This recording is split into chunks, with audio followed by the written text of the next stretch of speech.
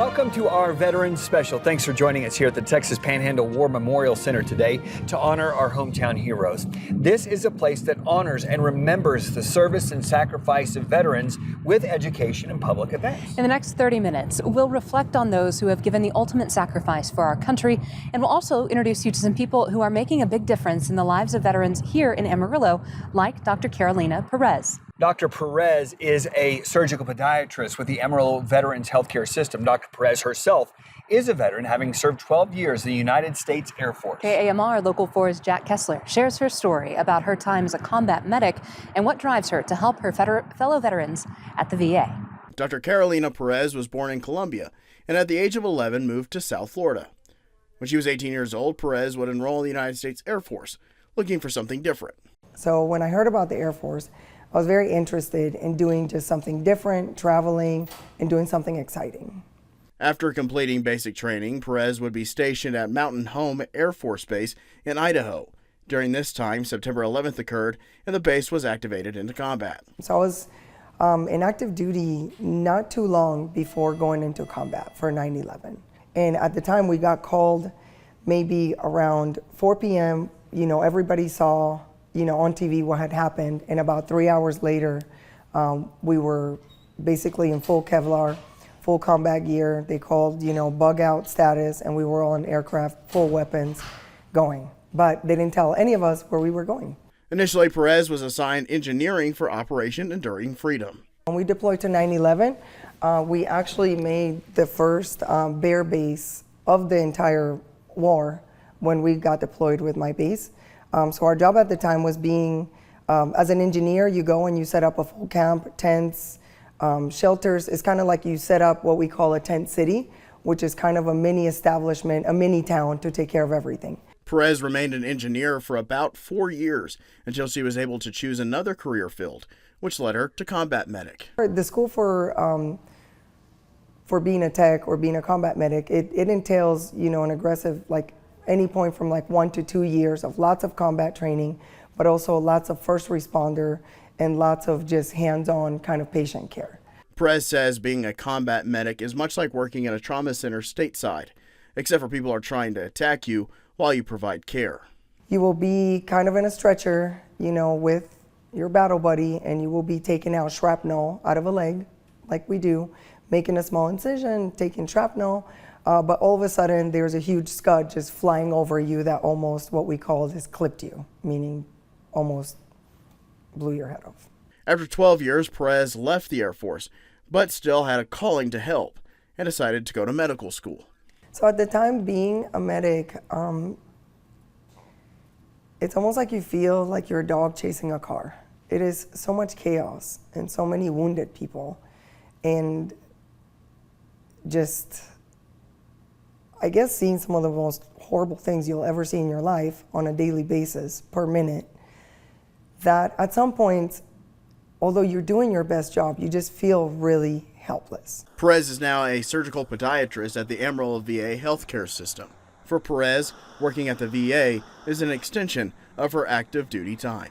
This is a wonderful kind of in-between where I always say working at the VA is a little bit like, or a lot of it, like working in active duty and having camaraderie and having all these people that you can talk to and have shared all these experiences with you. In Amarillo, Jack Kessler, KAMR Local 4 News. Lackland Air Force Base was not only Perez's first base, but it was also her last. And during her final time there, she served as a combat instructor for the STARS program. Dr. Perez adds her first deployment during Operation Enduring Freedom was 8 months. She was deployed for another 10 or 11 months to Iraq during Operation Iraqi Freedom. Incredibly thankful for her service. Now, some of those men and women who give their lives for our freedom end up leaving this world without the recognition they deserve. That's why the Missing in America Project works to find, identify, and inter the unclaimed remains of American veterans who have been forgotten. The project hosted its annual honor mission right here at the Texas Panhandle War Memorial in April. KAMR Local 4's Kaylee Green was there and has a look.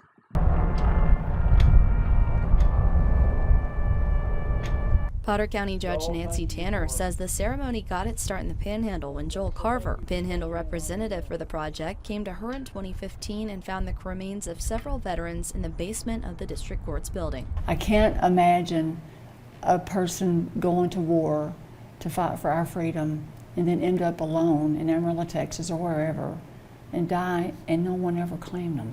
No one even knew they were dead. So this is something that we are rectifying to make sure that the public knows that these people existed and that they fought for our freedom. The Missing in America Project's mission is to find, identify, and inter the unclaimed remains of American veterans who have been forgotten. I mean, these veterans have shared a portion of their life to protect our country and ourselves, and it gives us a chance to take the missing and the unclaimed and give them the honors that they were promised. And so we're happy to do that. Fire! Hey, fire! Hey, fire!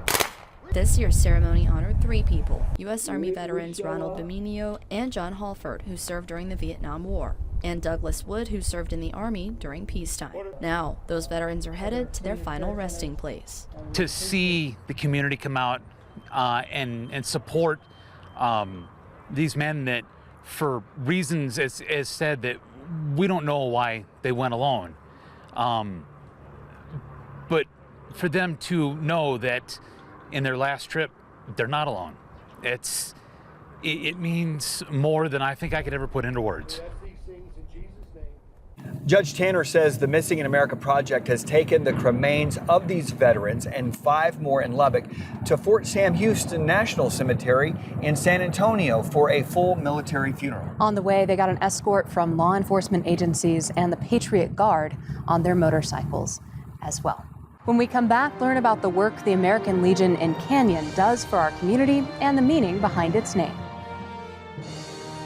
It's one of the newest American Legions in the state of Texas, and it's located down in Canyon. It's American Legion Darren Tate, Post 425. The Post does a multitude of things to help veterans in our area. KAMR Local 4's Shaq Kessler has more about the Post and honoring the name behind it all.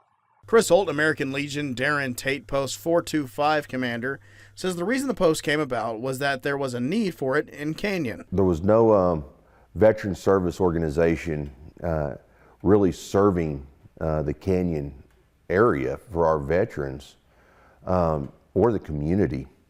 And the American Legion, we offer so much, not just for our veterans, but for the community. Some of the services the American Legion offers include assisting veterans with veteran affair matters.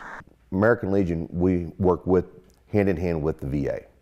And we can also help get our veterans to and from the VA as well. So that's one thing. And I mentioned the homeless veterans. We work with them too.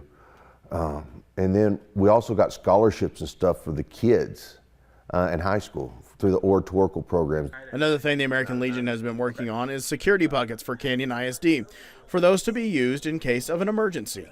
Anything from a natural disaster to, power going out, whatever. The teacher can actually help sustain a classroom for 24 hours with injuries. The American Legion Post is named for Darren Tate, a Canyon resident and Navy Aviation Ordnanceman airman who passed away in Afghanistan due to pneumonia. The name actually has a lot of recognition in Canyon. So when we were getting ready when we were talking about naming the post after somebody, we had a couple of names in mind, but the one that kept coming up was Darren. We could have named it Randall County Post 425. We could have named it, the top of Texas, 425 Post. And I don't think it would have had the same meaning behind it. Darren's mom, Barbara, says it means a lot to have the post named after him. The post stands for all the things that Darren stood for. He had a big heart and a big smile to go with it. He was always there for anybody that needed anything. If he saw a need, he tried to do something about it. If he couldn't do it, he always found somebody else that could. For his name to live on and be honored the way it's honored we feel like he was very deserving of that, and it really shows the love of the community that they would remember him for the things that he did. In Canyon, Jack Kessler, KAMR Local 4 News. Holt says the American Legion meets the second Tuesday of every month at the Canyon Country Church at 6:30. Holt adds, if you would like to make a donation to the American Legion, those donations will be going toward the Veteran Resource Center to help with homeless veterans right here in our area. A worthwhile cause, no doubt about it. Hope Lives Here is a local organization that provides eligible veterans service dogs at no cost. KAMR Local 4's Princess Bryant has the story. Hope Lives Here provides service dogs for veterans who suffer from post-traumatic stress, traumatic brain injury, military sexual trauma, and or chronic pain disorder. All the dogs that are a part of Hope Lives Here are rescue dogs from local shelters. The service dog and the veteran are then trained together as a team, creating a bond that is like no other. Well, I feel like coming back, returning to civilian life is very difficult. Everyday things that we take for granted can be very hard for them, whether it's going to the grocery store alone, driving alone at night, going to birthday parties. After they join the program, they start to come out of their shell, and they're able to do things that they weren't able to do before. Hope Lives Here veteran Rylan says that his service dog Roxy has helped him in many different ways. Roxy has helped me in more ways than I probably could ever really imagine. She has improved my quality of life, my day-to-day living substantially since not only getting her, but even since starting the program.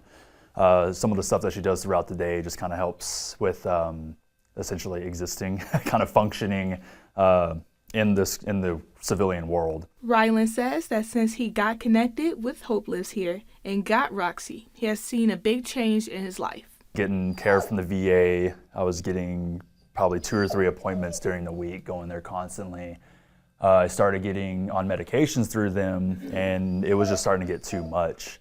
After getting her, the biggest change that I've noticed has been dropping that huge medication list down to just a handful a day. Rylan says he tells veterans that may be struggling with returning back to civilian life to get connected. He says getting connected was one of the best decisions he ever made, and his life has changed for the better. There is a place down in Pampa that offers visitors the chance to view a large collection of military memorabilia. Up next, we'll take you to the Freedom Museum USA to see what it has in store. In Pampa, there is the Freedom USA Museum, which features a large collection of military memorabilia spanning decades. The purpose of the museum is to educate and allow those who visit to connect with history and hear the stories of those who've served. KAMR Local 4's Jack Kessler takes an inside look to show us what they have to offer. Located in the old water pumping station in Pampa that was built in 1939, thanks to the Public Works Administration, is the Freedom Museum USA. The museum has been open since 1994, but the idea for the museum started in the 80s. There was an air base out here east of town, Pampa Army Airfield, and so the Pampa Army Airfield Reunion Association, in conjunction with the Veterans of Foreign Wars post-1657, got together and decided they needed a museum. And they started that in about '86. When visitors come to the museum, they can see items from the Civil War all the way up through conflicts in the Middle East. The museum also features a Veterans Hall of Honor. We also have the Panhandle Veterans Hall of Honor over on the north wall. It's got 137 people from the Texas Panhandle counties who have been nominated as outstanding service members and community people if they live to come back. There's several that were killed in action. There's 4 Medal of Honor recipients. There's a survivor of the USS Indianapolis. There's one woman on there that was certified to fly every aircraft out there in World War II. On top of the hundreds of artifacts displayed in the museum, there are also stories of the men and women who served in the armed forces. Well, you've got the Vietnam display. I have 13 stories, personal accounts of local men who shared their information about their time in Vietnam. A lot of them have since passed away, and very moving to spend time with those guys to get those stories. Della Moyer, the Special Exhibits Coordinator of the Freedom Museum USA, says sharing the stories on top of showcasing the artifacts gives visitors a different look at history. We have the ability to teach people who don't know what it was really like.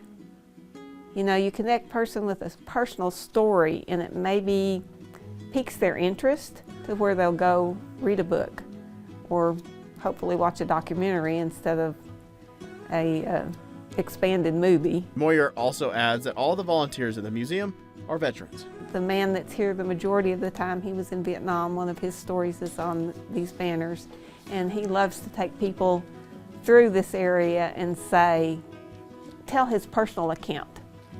And there's nothing more moving about history than hearing it from a personal perspective. And that's why we try to do as many interviews and things as we can get. In Pampa, Jack Kessler, KAMR Local 4 News. The Freedom Museum USA is open Tuesday through Saturday from noon until 4. Moyer says you can also call to make special arrangements as well. Moyer adds that the museum is free to visit and is totally funded through donations. She adds they're also part of the WOW program with more than 900 students visiting last school year alone. To find out more about the displays outside the museum, including a Coast Guard helicopter that helped change maritime law, you can go to our website, myhighplains.com. West Texas A&M University opened a new art exhibit created by a graduate student who is using art to express his story. KAMR Local 4's Princess Bryant is back to bring us the story of graffiti artist Joey Wise Martinez. Martinez has been doing graffiti since 1992. When he would leave out his parents' home at 14 years old to cover other graffiti in his neighborhood. Martinez says from the beginning he wanted to beautify the neighborhood, and graffiti was his way of doing that. Before Martinez became a graduate student at WT, he served in the Marine Corps, which gave him the opportunity to make art in Brazil, Nicaragua, the Netherlands, and Japan. I started doing graffiti as a kid, it motivated me a lot, and it made me start doing better in high school. So right after high school, I wanted to go to college, and so the only way I could do that was by joining the military. So I joined the Marine Corps in 1996. I stayed in the Marine Corps for for 6.5 years, active duty. He also joined the U.S. Army Reserves. During training, Martinez got injured before he could get deployed to Afghanistan. With being a disabled veteran and also the recent passing of his mother, Martinez says art has helped him mentally during the challenging times. I've been challenged with depression, and there's times where I don't want to do anything. So this type of art, any kind of art that I do, it's always brought me, it's always made me feel productive and got me up from out of bed and made me want to just do something good with myself. I've been doing graffiti for a little over 30 years, and it's just helped me throughout the years. John Rivette, art program director, says that Martinez's work is leaving an important impact on the community. He's commenting on social political issues like veteran care, health care, and he's doing it in a language that is universal, meaning that it's abstract and not pointed. But once you investigate the work, you can kind of see how important it is. The Overload exhibit will be on display in the Dord Fitz Formal Gallery in the Mary Moody Northern Hall until April 23rd. The gallery is open Monday through Thursday, 9 to 5, and by appointment on Fridays and Saturdays as well. One local organization works to make sure veterans can enjoy a nice Thanksgiving meal regardless of their life situation. When we come back, we learn about the local nonprofit Vetsgiving and how you can join them this Thanksgiving holiday. Keep it here.